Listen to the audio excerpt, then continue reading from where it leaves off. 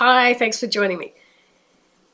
There are so many different levels that you can get a reading, and it depends on the actual person who's doing the reading and what level they're at, and what level you are at, and what you want to receive from a reading. So when I first started, there's a couple of things I want to talk about here. Like, there's people that are born with abilities, so they're born with a clairvoyance. They've, ever since childhood, they've seen things, they've known things, and those, I'm class myself as in that group, so I can speak from experience that I've never wanted to have all the answers. I don't need to know who guides are. I don't need to label things on the other side. I just do it. I just do the work, and the work works. It works. And it's the same for healers. Someone who is naturally a healer, they don't need to know where it comes from. They don't need to label where their healing is coming from. They just do it, and it works. That's all. It's just a satisfaction that we are doing the work that we came here to do without having to label things. But then there's a lot of other people that actually get taught, and especially if for the first half of their life they haven't done anything on a spiritual level, and then they have had some form of awakening or something happened in their life and then they suddenly had psychic ability, and they want to learn more, so they learn from other people. They then take on what somebody else has taught them.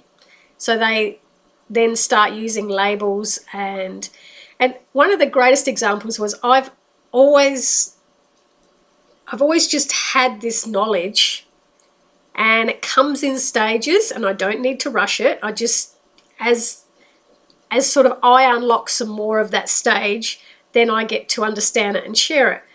And I always knew that there was, like, especially when I went through that near-death experience and I went into the room with all this, there was knowledge.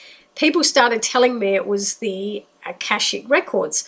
Now, I don't need to know. I don't have a need to label things like that. For me, it's just this trust that there is knowledge there, and we can access that knowledge. That's all I need to know. So I've seen there's really quite a big difference with those that have naturally been born with clairvoyance or healing ability or psychic ability, where they just do the work. They just do it. And then I see a lot of others that are in the learning, and then they want to label everything and they want to call things, which is perfectly fine. It's just there is so many varying levels. So it also happens when you get a reading. So let's say you are somebody that just wants to feel comforted that somebody else is understanding what you're going through. So you can be attracted to a reader that will, let's say something like you're not sure what you want to do for a career. Let's say that's your question. I'm not sure what I want to do for a career. Somebody who's on just an emotional level to do readings for you will give you something like, okay, I'm focusing on your career, and I see that you're sitting on the fence right now. I see that you're unsure of which way to go. So that way they are picking up on your energy, and they're telling you something you already know, but it's, in a way, it's comforting to you that somebody else understands how you feel. And they might not have any answers for you, but you're just comforted in the fact that they actually picked up how you're feeling. Then you can meet somebody who's on the next stage. And on the next stage of their development, they can actually feel that you're on the fence. And then they can come back with, well, I can see you taking a leap of faith and going and doing a job that you would never thought you would have done. So it's still a bit generalized, because anybody could say that.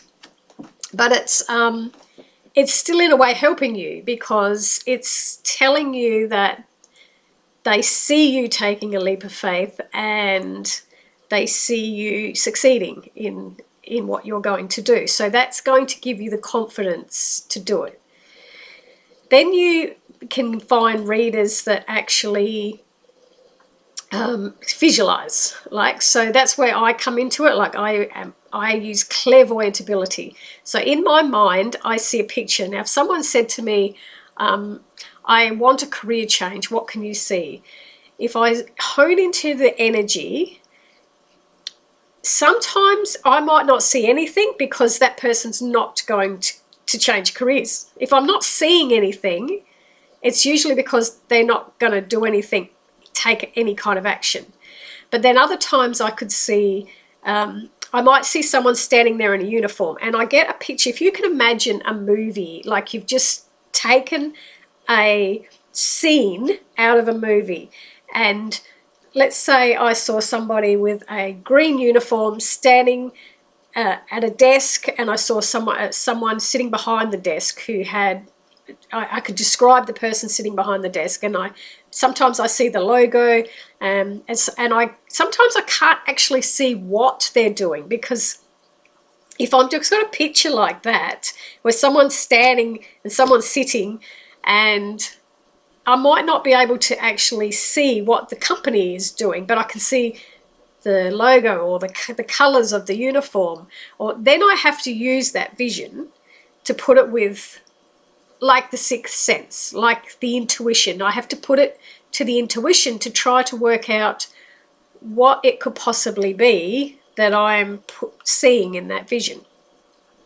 And that takes a lot of practice as a clairvoyant to really be able to hone in on that, what that vision means, because sometimes the visions can be so clear and you think you have the right definition, but it's not the right definition. Just lately, like this is for example, for the last 2 days, I have had a constant vision of Will Smith, the actor, and the vision is a action-packed movie that I feel like he's going to be in. That must be something he's working on now, or something that's coming up in the very near future. But I have this like a horrible dread feeling around Will Smith, like there is an ending. And I don't like to see if someone's life is ending, because there's no point in absolutely knowing that. But there's a feeling of such an ending with him, whether he does lose his life whilst making another movie, whether he gets really badly injured and that's the end of his career, or whether the whole movie is just a flop and it's the end of his career. There is some form of ending that's coming up with him. That's how I see it in the vision. I also can't put timing to it, so sometimes I will say something or I'll see something and it's 2 years before anything unfolds. I don't see a timing with it. I just get the picture, and I don't feel like there's any need to have the timing anyway, because if you knew the timing, what are you going to do about it? You can't make time change. You can't make time speed up. You can't change time. So there's no point in knowing anyway. So that's a level of another type of reading that you can get, where you actually get detail, like really specific detail. Then you have readings where it's on a very spiritual counseling type, where the reader is able to really understand what you're going through and understand what your emotions are. And sometimes the reader can't solve any problems, but it's just that it's kind of like a therapy session, like a counseling session, where you're putting yourself out there and they're acknowledging how you feel, and that in itself can be very healing for you because you don't feel alone. And then other really, really good psychics can give you tools to help you, but it's always going to be up to you. I can only give so many tools to somebody, and it's up to each individual whether they're going to use them or not. And it's the ones that will come that really want to change within themselves. I see the biggest growth in them because they want to change. And then there's other people, they get they get the answers on how to change and how to make things better, but there's still fear there and they're just not ready yet, and that's perfectly fine. Now, I have so many questions around astrology. So for me, astrology can work really well with when you have your personal chart done. So the moment you were born, where the planets were aligned, and if an astrologer is giving you that information, it can be very, very beneficial to you to just know things. They don't actually give predictions. They give sort of like, maybe you're going to have a couple of husbands or wives. Maybe you're going to have a couple of relationships that they can see by the way that the planets are aligned. Or you're going to experience a lot in your life, or you're not going to experience a lot in your life. But the thing is, when they do, when there is astrologers that would do a collective energy, so you'll get them, they're on YouTube and they're making recently the solar eclipse, and the energy around a solar eclipse in Aries means that, there is new opportunities. Now, that can't be for everybody, because a baby, like let's say an astrologer says there's a lot of opportunity around work when certain planets are aligned. Now, if a baby is not working, so that's irrelevant to them. And up until they're a teenager, they're still not working, so it's irrelevant to that population. Somebody who has a disability or autism, or who has problems in their life, health problems, and will never work, it's not relevant to them either. And then you have people that are retired. That's not relevant to them either. And one thing I have noticed, a lot of people that comment on a lot of those astrology type videos, there's an age range. If you look at their profiles, it's sort of like a middle of the range people. But before that and after that, there's not a lot of people that are sort of probably getting any kind of value from it, because it doesn't apply to them. And it only applies to a certain group of people. And then it can't work for everybody. It's like your star signs. If there's, a billion Geminis, or even more Geminis in the world, how can we all have the same day? We can't all experience the same day, because we're all experiencing different lives. But what we do is, when we listen to something, if it resonates with us, we take it as fact, because that's just what we do as human beings. It makes us feel good at the time. It works for us, and so we take it. And how many times have you watched something and thought to yourself, nah, that doesn't really resonate with me, and you just flick it off? But you'll come back, again and listen again, just in case something is going to be mentioned to give you some sort of hope, because that's what we're always looking for. We're always looking for hope of some kind in all different places. So, yeah, there's so many different ways that you can get help. Now, sometimes you ask spirit, you ask your relatives, you ask for some kind of help, and you don't feel like you get anything. You feel like they are totally ignoring you. Sometimes it takes them a little while to get back to you, because again, there's no such thing as time where they are. They don't feel an urgency like you feel an urgency.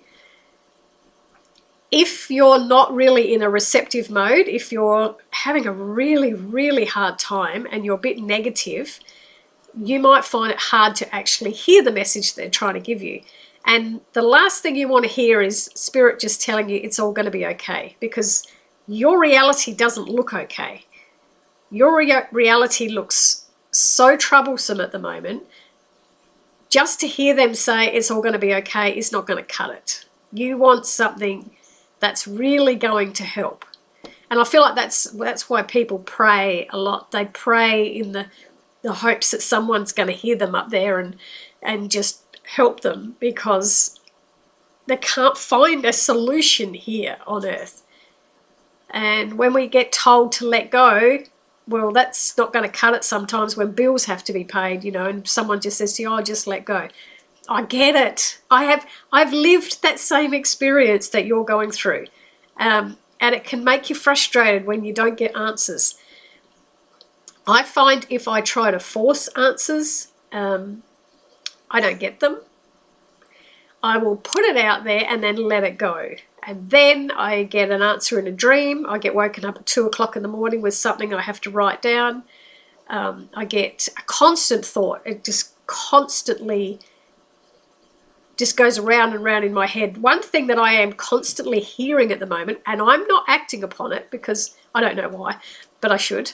I keep hearing Spirit tell me that I need to go and interview people that have been through near-death experiences or experiences where they've seen a spirit, or, just have this one-on-one interview with them to get all these stories out there, because there's so many people that have the most amazing stories that they never share. They may feel embarrassed to share. They may feel like someone's not going to believe them. But that just feels like something that I'm sort of getting pushed in that direction, and it's up to me to take the action. I can choose to, or I can choose not to. And that's what Spirit do with us. They give us options, and then it's up to us to say, yes, I'm going to try that, or no, I'm not going to try that. And they won't judge us if we don't try it. And many times they'll just sit back and let us work things out for ourselves. And it's bloody hard. I get people that write to me and they are in desperation and such distress in their lives. And they just can't see a way out. And they're asking Spirit for help, and Spirit's just doesn't seem to be giving them anything. But sometimes when you come through a clairvoyant, because we can see what is ahead, it's a way of giving you that hope that you are going to get through this, and there is a light at the end of the tunnel. And that's what we all need, don't we? We all need the light at the end of the tunnel, because it's difficult. Life is very, very difficult. And how many times have you heard yourself say, why did I sign up for this? I mean, we all say that, don't we? Why did I sign up for this? But yeah, so depending on what you want from a reading is the type of person that's being the messenger that you will get. One thing I'm very cautious of those that say they are channeling, and I can tell from what I do that they're not channeling. They're just sharing something that they believe themselves. But that's still okay, because it's sometimes the message they are sharing is really, really lovely. And if people want to believe that they are actually channeling, just believe it. Like, belief is just a wonderful thing, isn't it?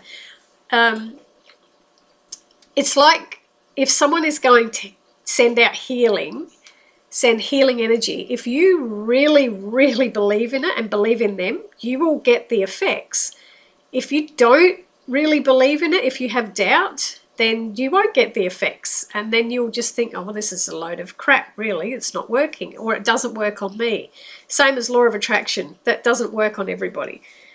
And if it was that easy, it would work on everybody. Everyone in the whole world would have won Cross Lotto by now if that was a thing. But it's got so much to do with our own personal journeys and our own learning of our own belief systems. So yeah, depending on what kind of reading you're wanting, whether you want somebody to just relate to you on a very emotional level, just so that you know that they understand what you're going through, whether you want actual guidance, whether you want detail so that you can, like, oh, I've got floating hair somewhere. Especially when someone is looking, say, for a partner, and then they can find a clairvoyant that actually sees what the partner looks like, or can feel what their personality is like. It's very helpful, but it's also, I find when I'm getting that kind of information, Spirit will know the person who's listening if they're the type of person that will go out and only look for that person. And so they won't give that information because they know that person, they know us so well. They know if we're the type of person that will, okay, the psychic told me I'm only going to find someone called Mark who's got brown hair and works in the sports stadium as a caller. He calls sport, right? She's seen that, so that then you just dismiss everybody else and only go looking for that person if you're that type of person. But then someone else can get exactly that same information, put it to the back of their mind, forget about it and go on with life and go on living and going, enjoying themselves. And then all of a sudden that person shows up and then they just align with it. That's the way it's supposed to be, where you would just put it in the back of your mind, you forget about it, and you just let it line up. You don't have to go looking for what the psychic told you, because then you miss out on all the experiences in between that are still valuable for you.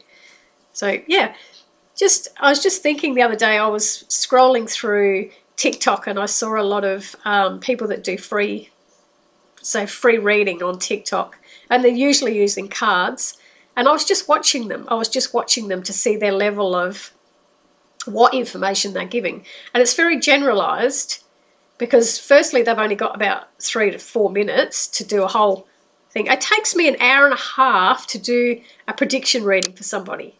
90 minutes of deep concentration for me to be able to get all the information. I get 4 pages of information. So trying to put all that into a little 3-minute package is very, very difficult.